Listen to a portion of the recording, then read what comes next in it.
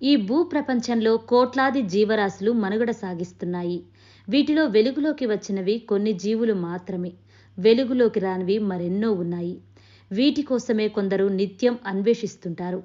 అడవులలో, సముద్ర గర్భాలలో కోట్లాను కోట్లు గుర్తించని అరుదైన జీవాలు మనుగడ సాగిస్తున్నట్లు శాస్త్రవేత్తలు చెబుతున్నారు.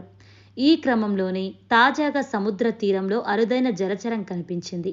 చాలా అరుదుగా కనిపించే ఈ జీవి ఓర్ఫిష్. దీనిని డూమ్స్డే ఫిష్ అని కూడా పిలుస్తారు.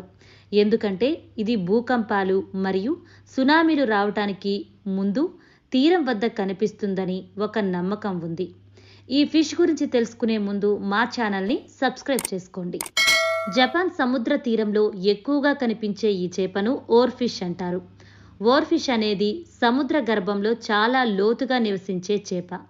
ఇది 33 నుంచి 50 అడుగుల పొడవు వరకు పెరిగే అవకాశం ఉంది. సాధారణంగా ఇది 1000 మీటర్ల లోతులో ఉంటుంది. ఇంత లోతులో సూర్యుని కాంతి కూడా ఉండదు. కాబట్టి మనుషులకు ఇది అరుదుగా కనిపిస్తుంది. అయితే అరుదుగా కనిపించే ఈ చేపను గాడ్స్ మెసెంజర్గా జపాన్ ప్రజలు భావిస్తుంటారు. అయితే రిబ్బన్ లాంటి శరీరం, పొడవైన ఆకారం, వెండి పొలుసులతో మెరిసిపోయే ఈ చేప ఈ మధ్య మెక్సికోలోని బాజా కాలిఫోర్నియా తీరానికి కొట్టుకొచ్చింది. దీంతో ఈ వార్త సోషల్ మీడియాలో సంచలనంగా మారింది. ఈ ఫిష్ని చూసిన అందరూ భయపడుతున్నారు.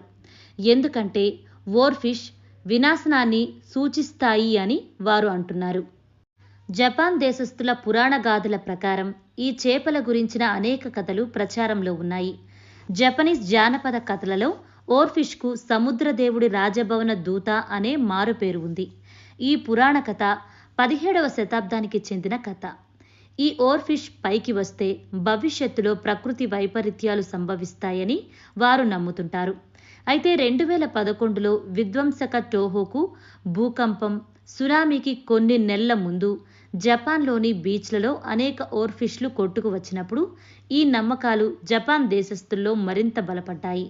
ఈ విపత్కర సంఘటన రిక్టార్ స్కేల్పై 9.0గా నమోదై విస్తృత విధ్వంసం, మరణాలకు దారితీసింది.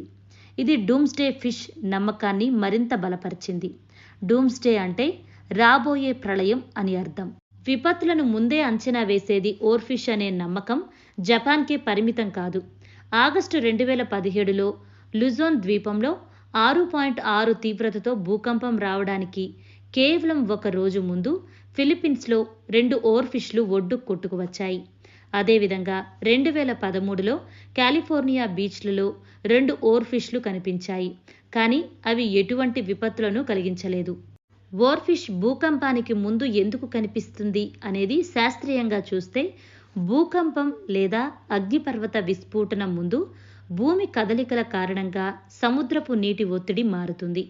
లోతైన నీటిలో ఉన్న చేపలు ఒత్తిడిని తట్టుకోలేక పైకి వచ్చే అవకాశం ఉంది. శాస్త్రవేత్తల అభిప్రాయం ప్రకారం ఓర్ఫిష్ భూకంపానికి ముందుగా కనపడటం అనేది కేవలం ఒక ప్రాకృతిక ఉనికి మాత్రమే. కానీ ప్రతి సందర్భంలో ఇది నిజమని నిర్ధారించలేం.